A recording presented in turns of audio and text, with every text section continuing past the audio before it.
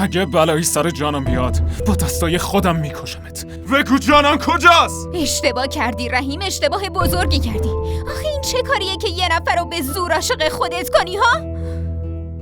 چرا هیچی نمیگی؟ جانان کجاست؟ رحیم دارم باهات حرف میزنم، جانان کجاست؟ من باختم. بدجوریم باختم. چی؟ من جانان رو آزاد کردم.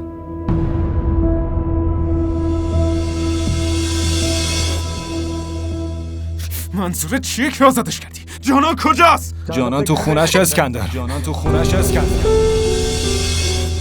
حالش کاملا خوبه. بهش آسیبی نرسوندن. زنگ بزن، زود باش زنگ بزن.